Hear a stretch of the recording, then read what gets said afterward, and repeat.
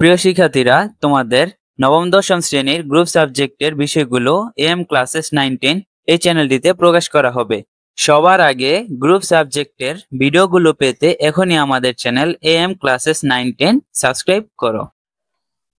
আসসালামু আলাইকুম অষ্টম শ্রেণীর শিক্ষার্থীরা, আশা করি সবাই ভালো আছো। আজকে আমি তোমাদের সাথে আলোচনা করব যেই তোমাদের সিলেবাস আছে অষ্টম শ্রেণীর ডিজিটাল প্রযুক্তি নৈবিত্তিকগুলো, সাথে আমি সম্পূর্ণ প্রশ্নটি অ্যানালাইসিস করব যাতে তোমাদের একটি পর্যাপ্ত পরিমাণ ধারণা হয়ে যায়। তোমাদের সকলের একটাই কনফিউশন যে স্যার এই নমুনা প্রশ্নটা আমাদের পরীক্ষার মধ্যে আসবে কিনা। এই প্রশ্নটা যেহেতু সরকার থেকে দেওয়া হয়েছে তাই এখান থেকে আশা করা যায় তোমাদের পরীক্ষার মধ্যে 40 থেকে 50% কমন আসবে। তাই এই প্রশ্নটা তোমরা ভালো করে সলভ করবা, সাথে বইয়ের অধ্যায়গুলো ভালোভাবে অ্যানালাইসিস করবা। এখন দেখো, আমি যেহেতু এই ভিডিওতে আমি তোমাদের নৈবিত্তিকগুলো সব সমাধান করব, তাই আমি প্রথমে তোমাদের এক কথায় যেই উত্তরগুলো আছে সেগুলোতে চলে যাই। প্রশ্নটি আমি তোমাদের ভালোভাবে বলে দিতে, সেগুলো তোমরা নোট করে রাখো এবং এগুলো তোমরা ভালোভাবে পড়বা। প্রথমে দেখো, মাধ্যমিক পর্যায়ে শিক্ষার্থীদের জন্য ডিজিটাল লিটারেসি কোর্সটি কোথায় করা যায়। 17 নম্বর যেটা আছে, ভোক্তার কাছ থেকে পণ্য সংগ্রহ করে কোন ব্যবসায়ী এটি অন্যের কাছে বিক্রি করে, তাই ই কমার্সের উদাহরণ। ধারণ ক্ষমতার চেয়ে বেশি ডাটার উপস্থিতিকে কি বলে। ট্রুথ টেবিলে দুটি ইনপুট নিলে সম্ভাব্য মোট কতটি ঘটনা পাওয়া যায়। নেটওয়ার্কে ডেটা আদান প্রদানের ক্ষেত্রে বড় ডেটাকে মূল ডেটা, ছোট ডেটাকে ভাগে ভাগ করা যায়, এই ভাগগুলোকে কি বলা হয়।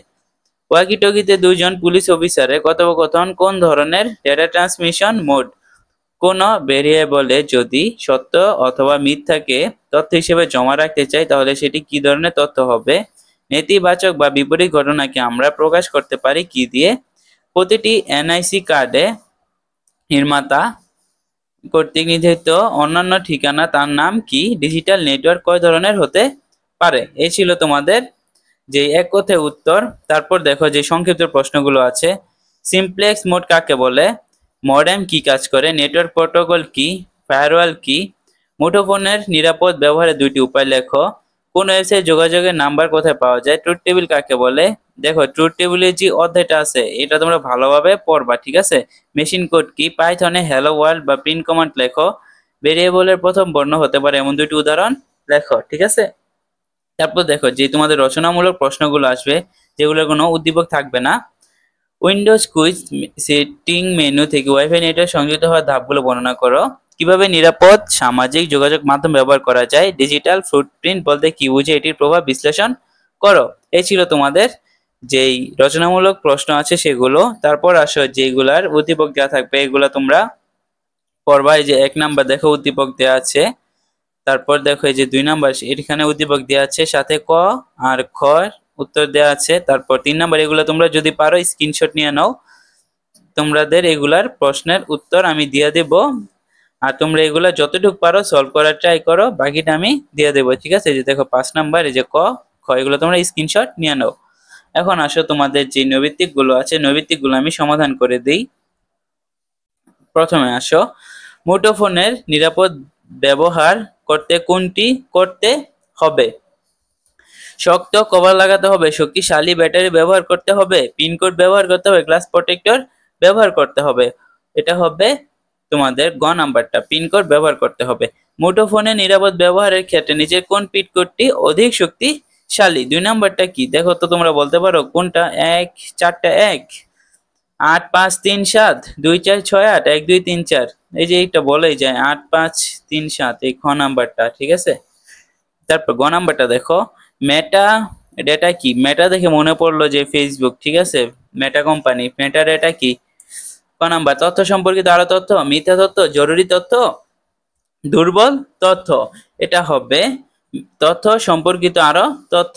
এটা যদি তোমরা ভুলে যাও মনে রাখবা ফেসবুক কোন কোম্পানির, মেটা কোম্পানির। মেটা কোম্পানি যদি হয় তাহলে ফেসবুকে আমরা কি পাই, বিভিন্ন ধরনের তথ্য পাই, ঠিক আছে। ছবির অধিক তথ্য পেতে ছবির উপর মাউস রেখে রাইট বাটনে ক্লিক করে কোন অপশনে যেতে হবে। অবশ্যই এটা প্রপার্টিসে গেলে আমরা ছবির ডিটেলস গুলো পেয়ে যাব। নাগরিক ই কমার্স সেবা শক্তিশালী মাধ্যম কোনটি। ই কমার্স সেবা সবচেয়ে শক্তিশালী মাধ্যম হচ্ছে রেডিও, ঠিক আছে। এটা হচ্ছে 5 নাম্বার। তারপর আসো 6 নাম্বার হচ্ছে, নিচের কোনটি float type variable, float type variable কোনটি? এই যে 9.07। মডুলো অপারেটর কোনটি বলতে পারো? প্লাস মাইনাস গুণ পার্সেন্ট, মডুলো অপারেটর হচ্ছে পার্সেন্ট। যদি কোনো তথ্য প্রোগ্রামের ভিতর সঞ্চয় করতে বা রাখতে চাই তবে আমরা কি ব্যবহার করতে পারি? আমরা ভেরিয়েবল ব্যবহার করতে পারি। এ ছিল 8 নাম্বার। এখন আসো তোমাদের 9 নাম্বারটা দেখো। ভেরিয়েবল সঠিক নামকরণ কোনটি? ভেরিয়েবলের সঠিক নামকরণ কোনটি? এই যে এটা হচ্ছে ভেরিয়েবলের সঠিক নামকরণ। নিচের কোনটি একমুখী data communication? Simplex, half duplex, semi duplex, full duplex. এটা হবে গিয়ে সিমপ্লেক্স, ঠিক আছে। তারপর এখানে একটা উদ্দীপক আছে, বলছে শাওন তার ব্যক্তিগত ব্যবহারের জন্য কোন ধরনের নেটওয়ার্ক স্থাপন করেছে? পার্সোনাল এরিয়া নেটওয়ার্ক মানে ওয়াইফাই। শাওনের ট্রাভেল এজেন্সিতে কোন ধরনের নেটওয়ার্ক ব্যবহার করা হয়েছে? এটা হবে লোকাল এরিয়া নেটওয়ার্ক। তারপর প্রতি সেকেন্ডে গড়ে কত বিট চলাচল করতে পারে তাকে কি বলে? এটাকে বলে ব্যান্ডউইথ।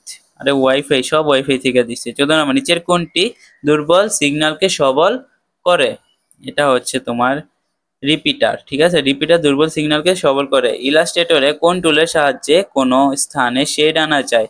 এটা হচ্ছে তোমাদের মেশ টুল। মেশ টুলের মাধ্যমে তোমরা যে কোনো স্থানে শেড আনতে পারবা। আশা করি তোমরা এই পর্যন্ত ভিডিওটা বুঝতে পারছো। যদি তোমাদের বুঝতে কোথাও অসুবিধা হয় তাহলে আমাকে কমেন্ট বক্সে জানাও। আমি তোমাদের পরবর্তী ক্লাসে এই যে এক কথায় উত্তরগুলো আছে সেগুলো সমাধান করব। আজকে এ পর্যন্তই ছিল। ভালো থাকবে সবাই। আল্লাহ হাফেজ।